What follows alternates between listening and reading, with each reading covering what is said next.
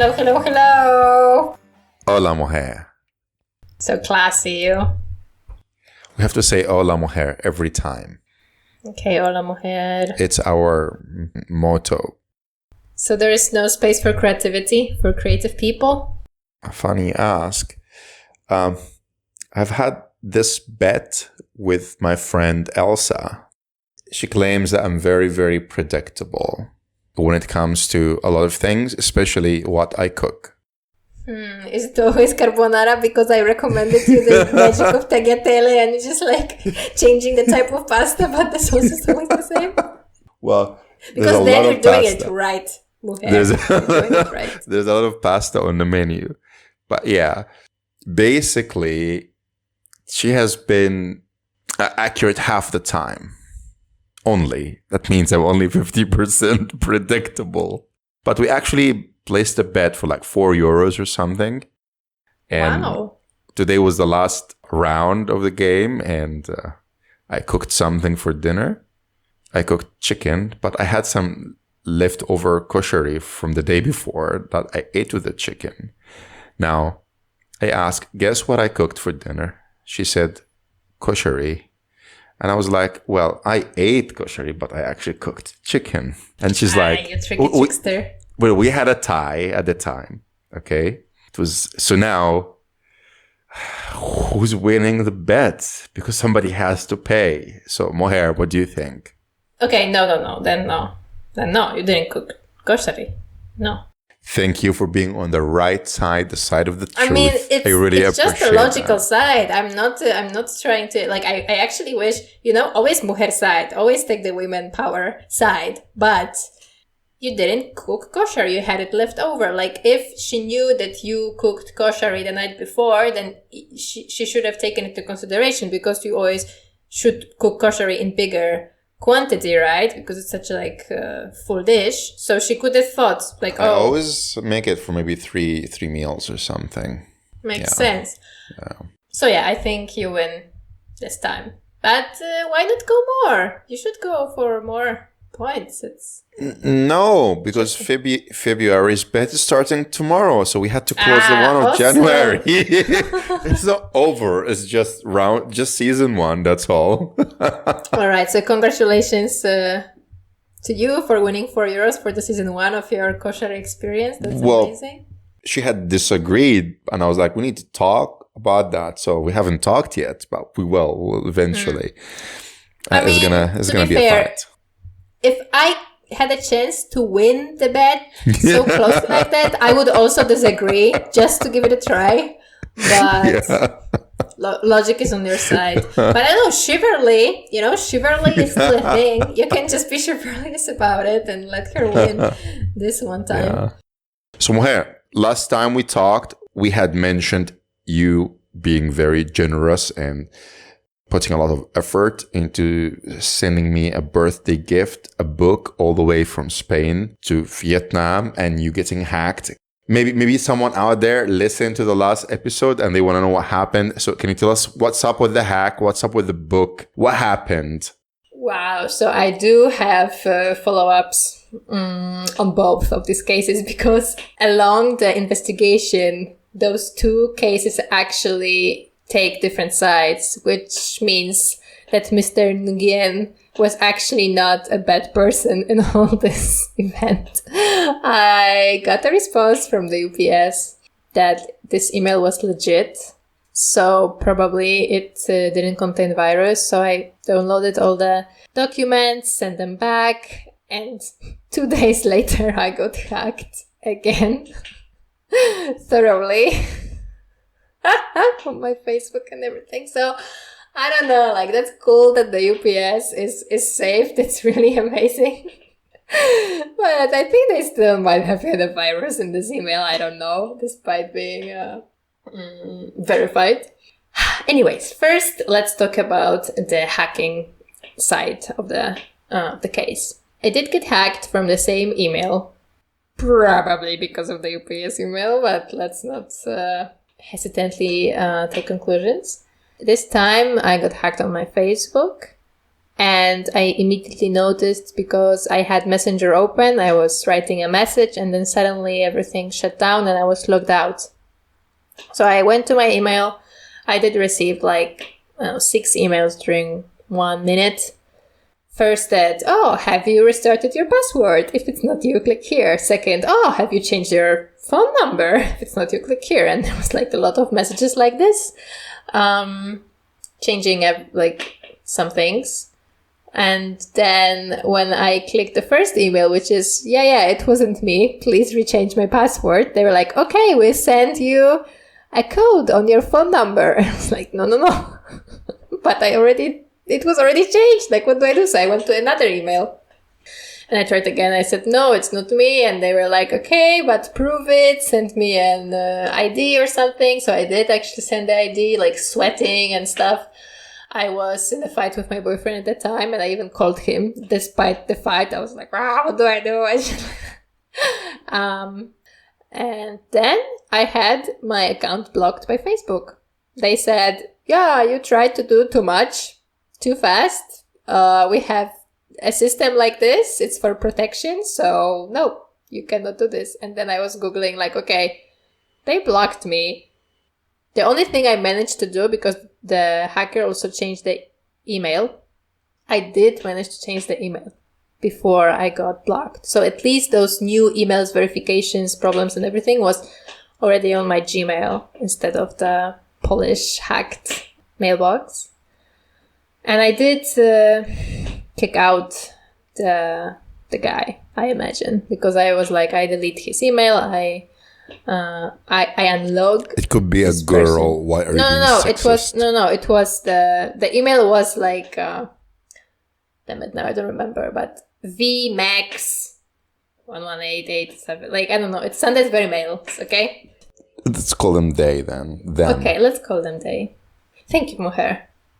And I waited 1 day, nothing happened. Waited second day, nothing happened. Then I Googled and I read some Reddit threads about how long it takes. They said a few days, but after 21 days, it gets totally deleted or something like that. And I was like, okay, shit. Then I'll block my account.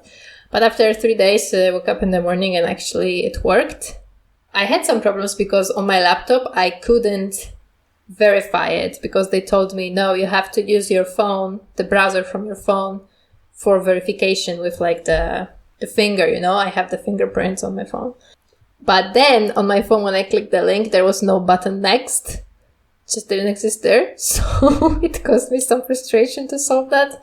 But then I clicked some links, did some hooradoodle anti-hack expert Adriana operation, and I finally did that through my phone. I had to send pictures of my ID again through my laptop. It always was too dark.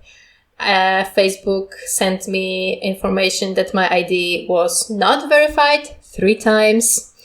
They did not believe me, it's me, but the 4th time it worked and I got it back. And now I have it back and my 2-step verification account is well and swell.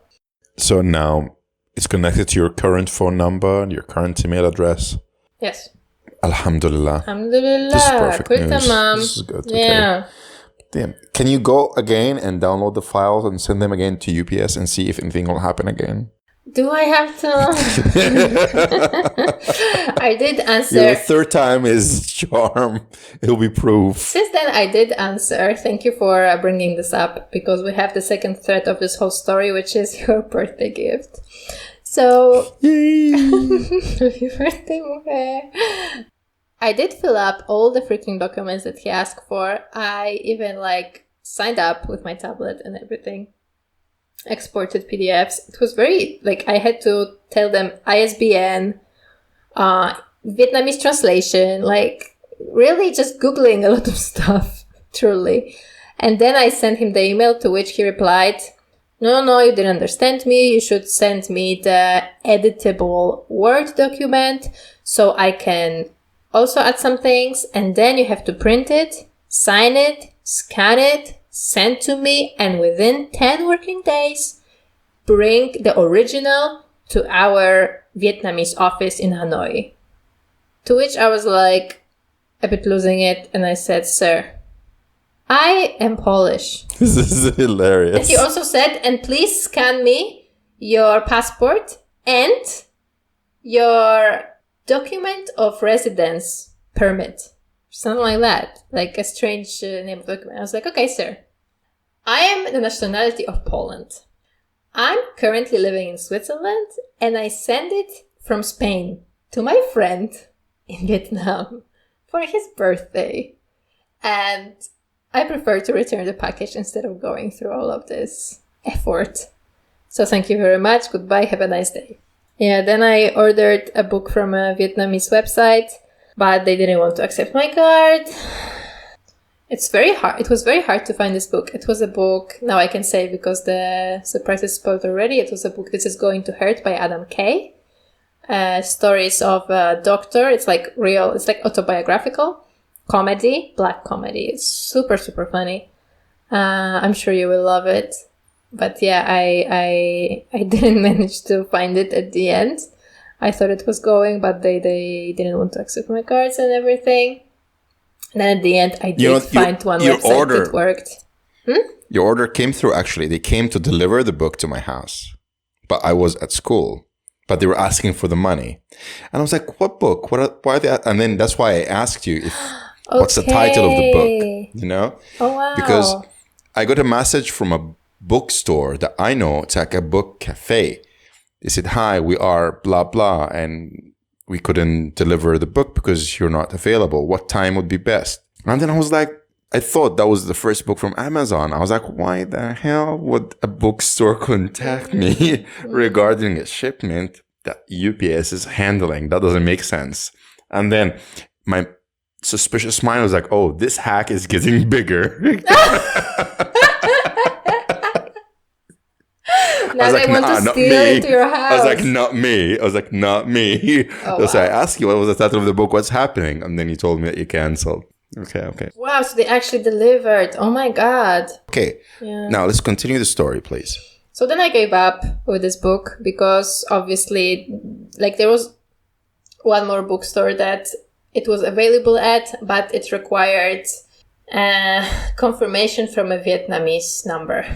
And you were already sleeping, I'm pretty sure. Like, it was like 3 a.m. your time. So I was like, okay, I'm not going to do that. I mean, I send it in case maybe you're not asleep and then you say, oh, I received this weird text message. What's up? But you didn't. So I was like, okay. Yeah. I received a weird message from Tiki. And I was like, what the hell? I didn't use Tiki. Why? I was like, the hack is going on, really. I was like, why is Tiki sending me an OTP? I've never used this service. What's happening? I was super paranoid. I was like, what's happening? I'll tell you something, Mujer. If you still are willing to read it in paperback, Tiki is a place to go. It's the only last place that they actually have this book in whole Vietnam, I believe. I really wonder why they blocked it so much or something, like why it's so unavailable. It's so interesting. It's such a normal, funny book. But well, actually, I thought, because I was talking to Sergio about this book, that he suggested maybe Rahman would enjoy something more history related. And then I was thinking, damn it, this Yuval Noah Harari, he just published a new book. He's an Israeli. He is, but he's on our side. It's fine. He really feels like he's not living in nowadays. He's such a historian that he sees everything in like eons, you know, not even in centuries anymore. He sees it all in a bigger perspective with like such a long distance that I think he's trustworthy. It sucks that you will read it through this lens, but okay. I'll read it as a book written by somebody who writes books. Okay. Awesome. I mean, it's a gift from Mujer, so of course I will enjoy it. Thanks. And then I will judge it accordingly. According to the content, not the nationality of the person who wrote it. Great. I'm excited to your judgments about this book, but let me tell the title. Like, at the end, it was impossible to buy the new one, of course, Vietnam. So I ordered the one that changed my life, that one that had its workings in making me a non-believer. So it's Sapiens. The Antichrist of Poland. So yeah, after our conversation next to the lake, I read this book, and that was the end of my religion story. So really enjoyed it though. Like, highly recommend. Sapiens, also, a brief history of humankind. Mm-hmm. Yeah, don't worry. It's not about the evolution. Nice. Yeah, it's well designed. And it's a very easy read, I find it. A lot of geopolitical stuff from what I remember. Like, because he wrote 3 books, and I read all of them. So I kind of don't remember this one that well anymore. But it was, from a very sociological perspective, it showed me a lot of mechanisms that still work in the world. And it's nice. It's so non-personal, It shows everything in such a wide spectrum. Okay, I have to say, this book will be read maybe in April.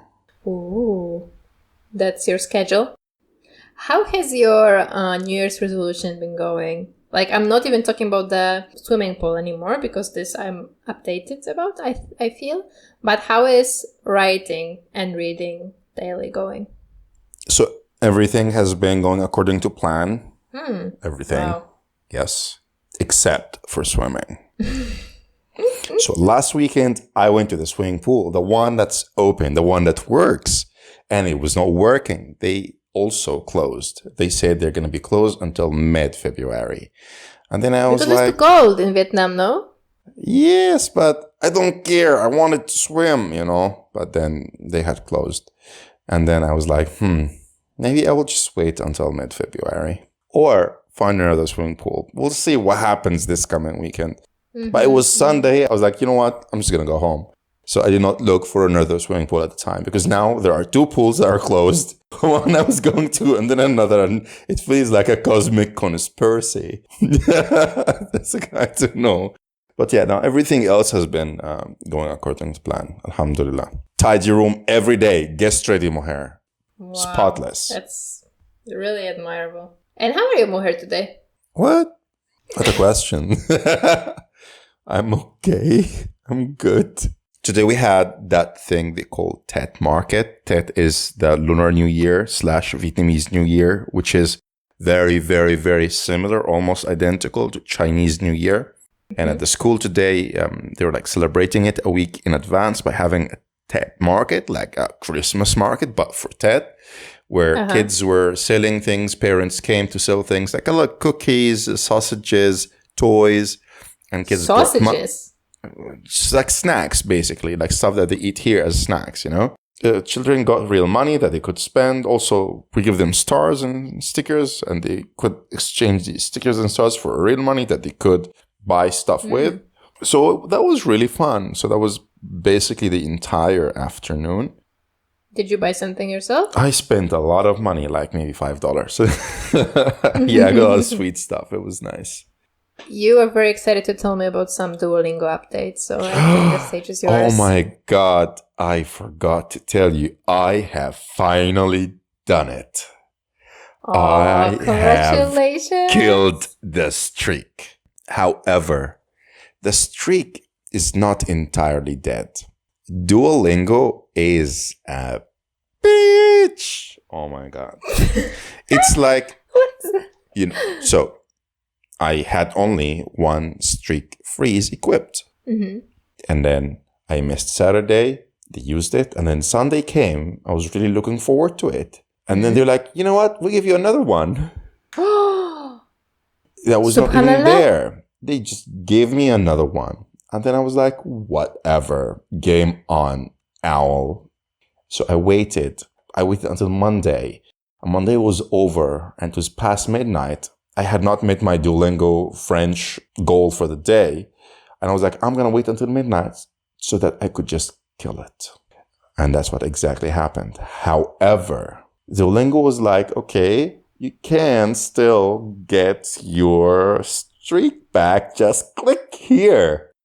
And I have been so careful. Not to click there. It keeps appearing all the time. And it's been there since freaking Monday until now. It's still there, Moher. Really? And it's like, Duolingo really, really wants me to get that streak back. Oh my And God. it's such risky business. Like I didn't know it's so bad. It's very difficult killing that streak. I'm glad I'm doing it. I'm gonna kill it. I am gonna kill it. This is personal now between me and the green owl. So yeah, that's Go the kill update. it, Yeah, I think tomorrow will be the last day and it will stop bothering me, and then I can actually enjoy having a real, genuine streak thing. Again, starting from now. So, genuine streak means no freezes whatsoever? Mm-hmm. Oh, wow. I checked the Duolingo website. There is an article about streak freezes and streak in general, acknowledging that there is a group that is really hating and finds the streak freezes extremely irritating. However, they decided that overall it's more beneficial for people to keep it anyway. But on Reddit, so many questions like yours. People try to reprogram the app, download other apps for this streak freeze to be disabled and stuff like this. Do everything, and they all say the same. I want to feel like I deserve it. And then the comments, the answers are also always the same. I'm so sorry for you, man. Just forgive yourself. That's fine. What's your problem? I don't want to forgive myself. I want to earn it. Yeah, poor Mohair, so misunderstood by the community. I get these people. They are original. They're real. I just want to tell you I accept you. And, and I accept you. Even though you accept and you like and you celebrate streak freezes, I accept you, Mohair. Let's just coexist together in this Duolingo safe space, okay? Me with my ice freezes, whatever it's called, stick freezes. Oh. And you without. You with your perfect streak. There was a guy who had 500 days perfect streak. Respect. I mean, respect, but I felt sorry reading this. I was like, what? No parties, no getting drunk, no forgetting phone, no nothing for so long. Wow. Sad life, no? That's the point. It's okay. If he doesn't like to party, it's okay. If he never forgets his phone. If he likes to party, if he forgets his phone, let him lose his streak. I don't really fancy. It's not my goal. I just want the number to always reflect the reality. That's it. Okay, That's what I want. get it. I don't care. I don't really care if it's 100 or 20 days. I don't really care because I want to learn just maybe 5 days a week and just want to play a little bit. Remember what I learned, some of what I learn a few new words, and just keep it a little bit alive. That's it. That's what I want. So but sure, yeah, the streak is kind of encouraging, but when it's real, when it comes to me and my standards, yes. So yeah, now I will try to maintain it and keep it real. Otherwise, I know how to kill it, but killing it is so difficult. It's a lot of work. It is a lot of work. Well, but that's the price of perfection. But you know what? After all these episodes of fighting, I finally think we can bury our swords. We'll shake our hands when it's officially dead. We shake our hands when we meet officially, finally. So I heard there was an art review you had prepared. What's up with that, Mohair? Me rescheduling, talking about art has become some kind of tradition. Let's continue. Let's reschedule it one more time, just for us to have something to wait for. No, I want my art today. I cannot wait. Rahman, come on. Okay, if you're not gonna give me art, you'll have to give me something else, okay? Let's talk about baby names. Fine, if that's what satisfies you. I like Maya. Maya is a beautiful name. I agree. I also like Adriana. It's your name. I accept it. Sure. But for baby Adriana, no. Baby Ada would be cute. But baby Adriana, but it's no. short. You always call her Ada. People called me Ada when I was a baby. Just go straight and register the name as Ada. End of story. Which I like less. Which I like more. Imagine being an aunt or a grandma. Grandma Ada? Give me a break. Yeah. Sure, it's not a grandma's name, but It's not a grandma's name at all. a cute grandma, though. Well, when she's a grandma, you can call her Adriana, whatever, as a nickname. Oh my god, Mujer, there is something that I can give you, actually. I saw such a funny reel. You have to name 10 animals, starting on particular letter, and you have 1.5 minutes for it. Are you ready? Yes. In what language? In English? In English. English, yes. Okay, Can so we I cheat? have a timer. Yeah, sure, you can cheat. So name 10 animals, starting with a letter P, like Patrick. Like panda, 1. possums, Possum. Yes, yes. Is there a papadillo somewhere? Papadillo? Or that's not a thing? I don't know the language. No, I don't know this word. There is no such a word. Penguin? Yes. Poodle is a kind of dog? It's fine. Yeah.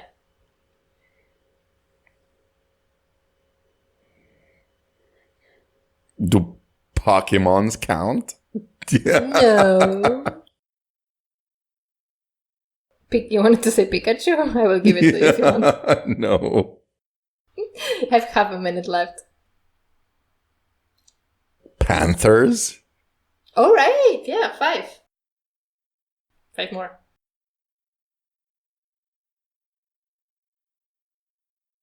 Pecans. Or was that food? That's a nut, I think.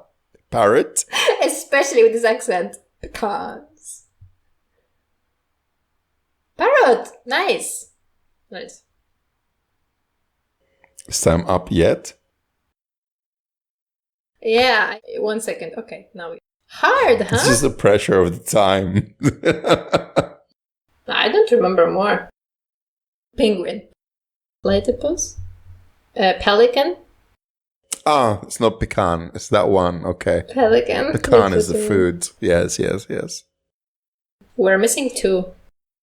Well, I'm out of ideas right now. Yeah. Okay. Anyway, going back to the names. I also like the name Alicia. Alicia. Alicia, it's in Polish, but Alicia in English, I think. There's a song called Alicia. Alicia, Alicia. There was a song that I don't know how to find Really? it. It doesn't sound like a song. I don't know. I have to believe that. There is. Oh, yes. I heard it once upon a time. And then I remember I had a student somewhere who had this English name, Alicia. I died until I found it again. But I did, and I played it for her. So what do you think about the name? No, pass. Okay, I like short names.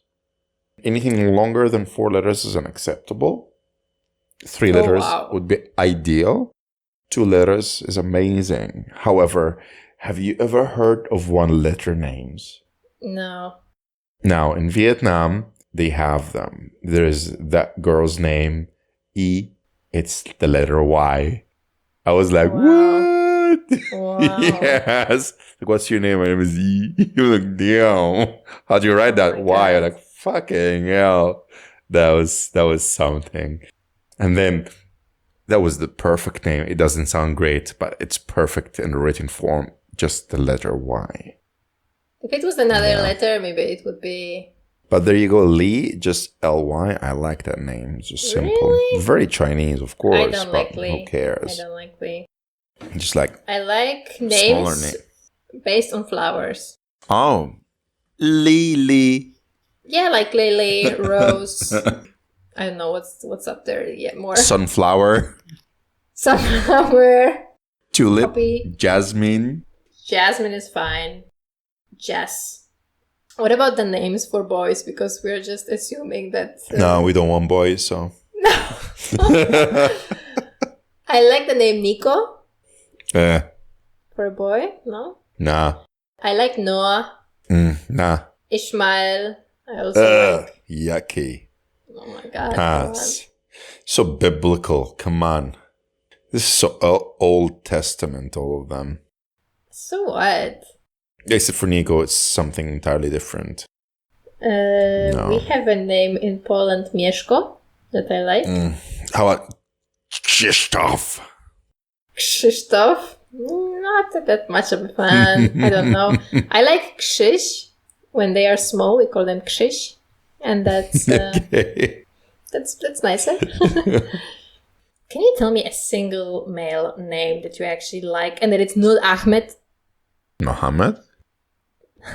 Okay, one. Osama? Come on. It's a beautiful name. Osama? How is it Yes. beautiful? I mean, I know it's your name, but it's far away from beautiful. A name starting with O? It means a young lion, like a cub. It's a cute name. In Polish, Osama means, alone, for a girl. Oh. Yeah. Interesting. Omar is a nice name. I like it. Omar. No way. Second worst name in the world. Omar? Hamza? Okay, Hamza. I like Hamza. You know what? There you go. Just Hamza. Forget about the rest.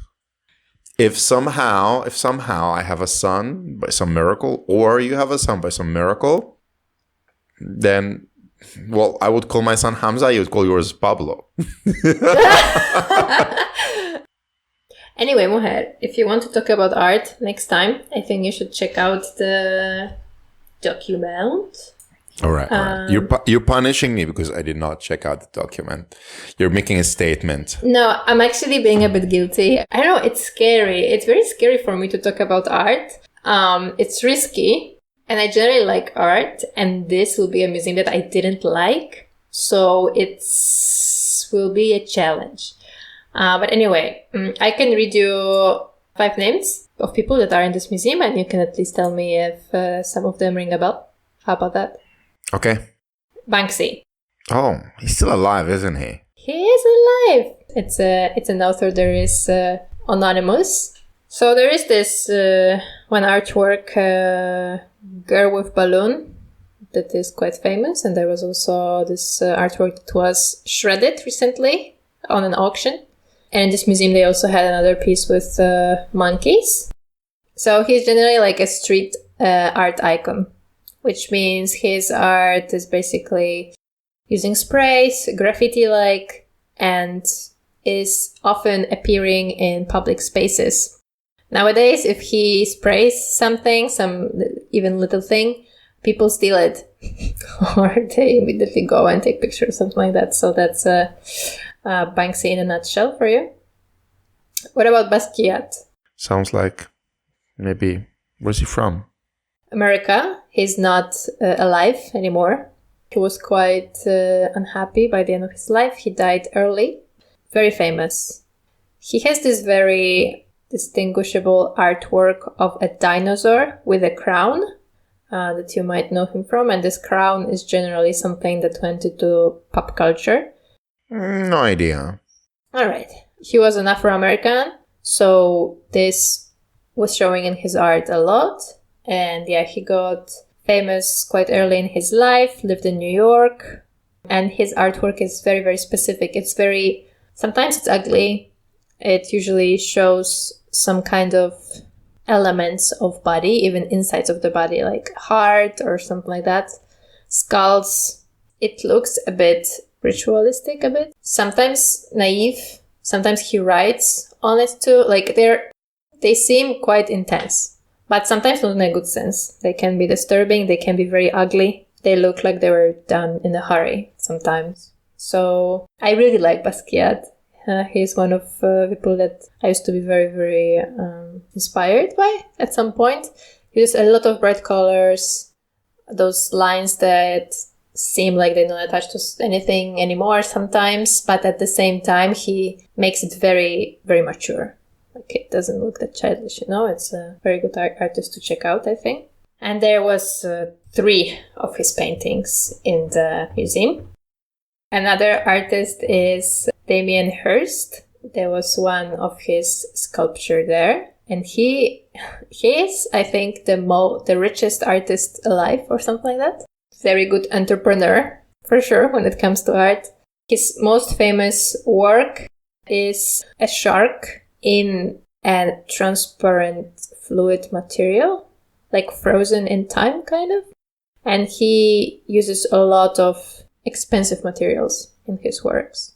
So he kind of made a very risky, very good marketing move in his career and started creating with very expensive materials.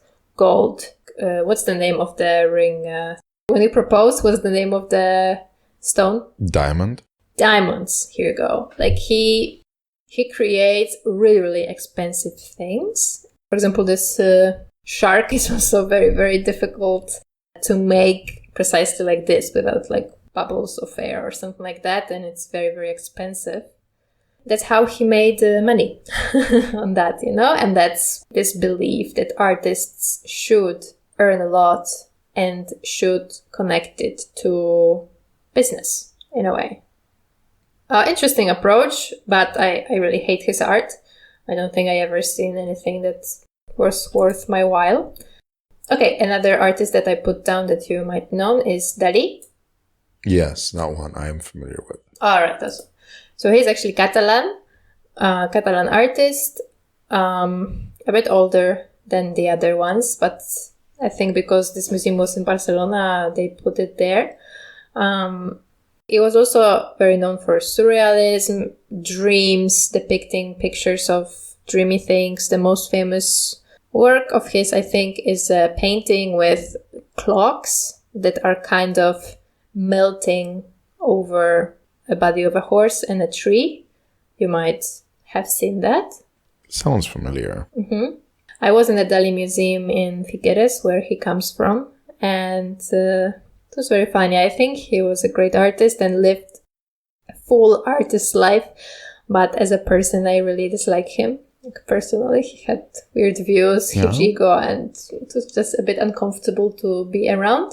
But he had space to experiment and everything. And in this museum, there was one of his sculptures of a woman's body with drawers in her body, which is also a subject that he usually would put in his paintings. Actually, yeah, I think Dalí was the person I attended or went to a gallery of in Moscow in Russia. Oh, really? Beginning of 2020. Yeah, it was nice. That was basically the one art gallery I've been to for a famous person. So far, the only one. I liked it. But man, the line was like 2 kilometers long. I think the people of Moscow appreciate art. Maybe. I think it also might be name. This museum, actually, it's nice that you're mentioning this appreciating art, because this museum really made me doubt what art appreciation really means and how it's possible to measure it. Because this museum, for me, it wasn't about art. And it was full of people. Every single museum that I went to in Barcelona was better and much emptier, you know? Even Picasso Museum, I think, was emptier. I mean, it's much bigger, so it's more difficult to judge. But Picasso Museum is my favorite in Barcelona for sure, if not in the world. Actually, maybe it's nice. We're making a little bit of introduction because I was so afraid it will take like 2 hours me explaining the art. Maybe it's nice that we divide it into 2 and I will talk about the actual gallery visit next time. What do you think? Okay, sure. Sounds good. So the last name is Marina Abramovic. She's Serbian. I have love-hate relationship with her. She's mainly a performer. Like, she does performance art. Like she would be tied up with a lot of rope on a pole. For example. People will throw banana peel at her. For example, sounds like one of okay. those. Yes. I think she's also a grown-up full-on artist, like Dalí was, for example. Her art doesn't speak to me anymore, I think. The last thing I've seen of hers was a little documentary she did about her spiritual journey after divorce.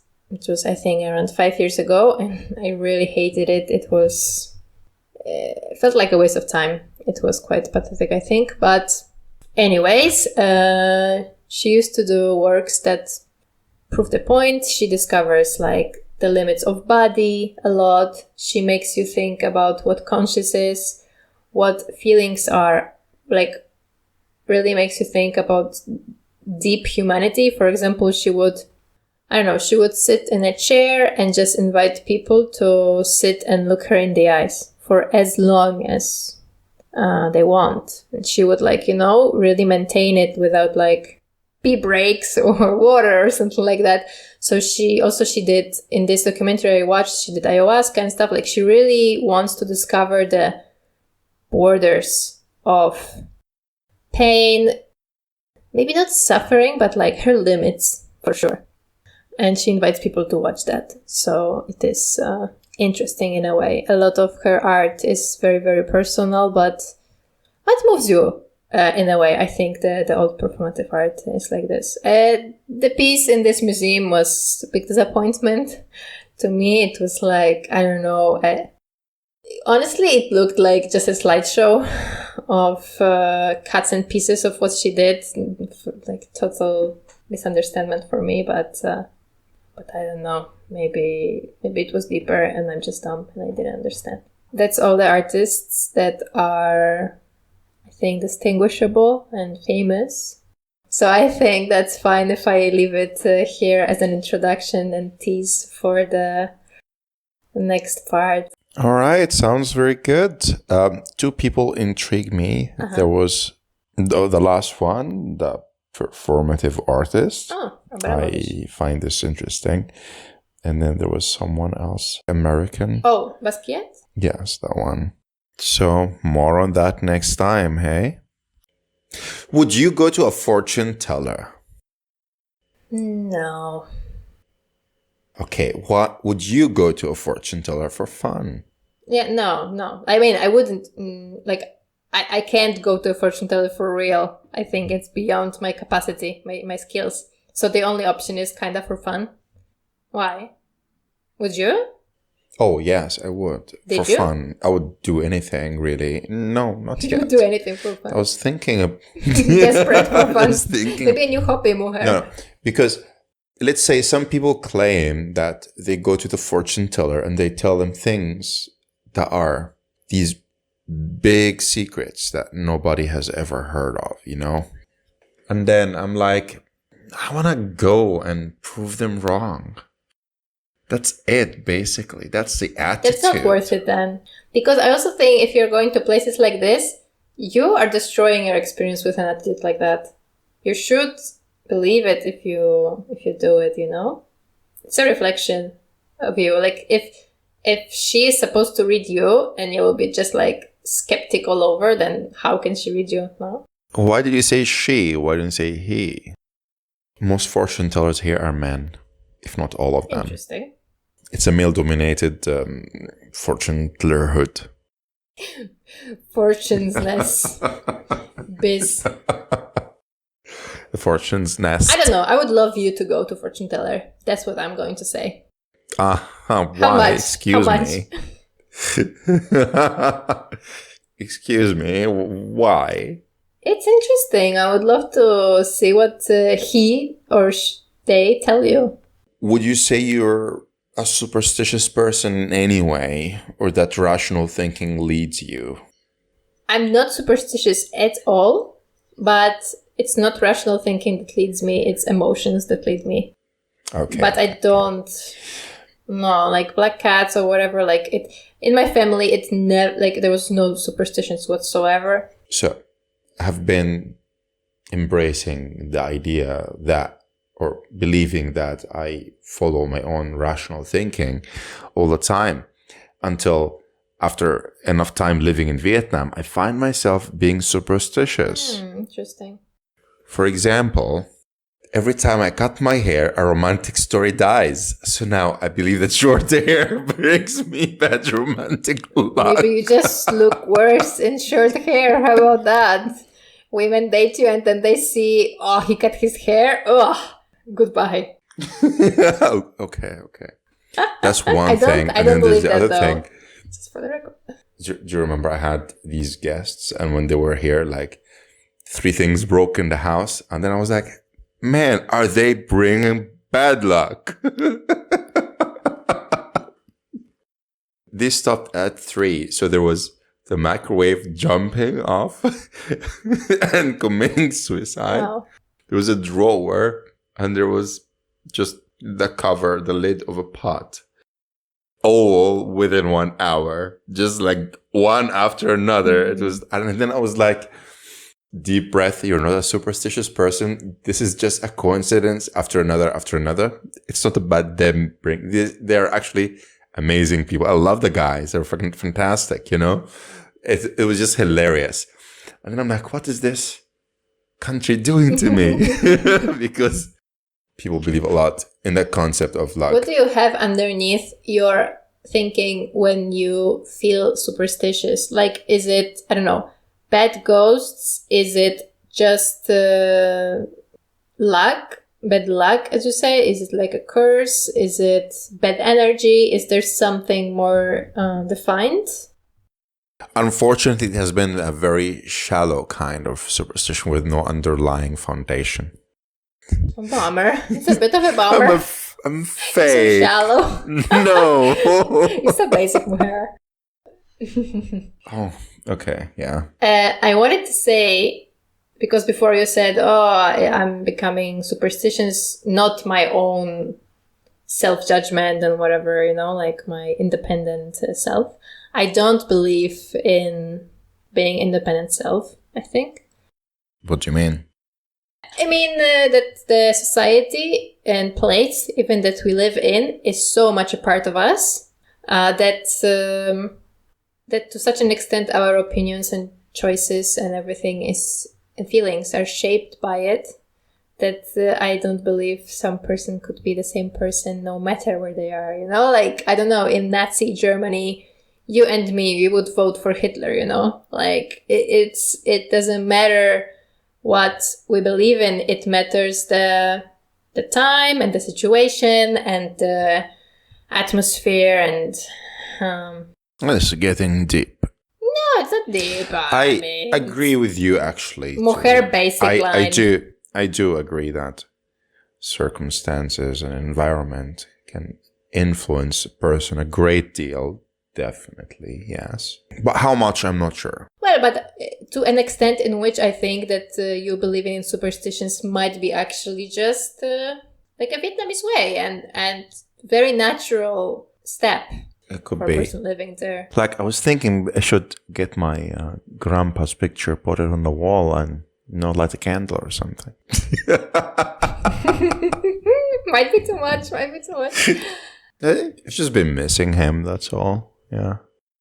It's Tats next week, so... Fair. Yeah, that's now coming. or never. It's a time, yeah. All right, Mujer. Thank you for podding with me. Okay, Mujer, this was fun. Ciao. Ciao. Oh, let's say bonsoir, femme.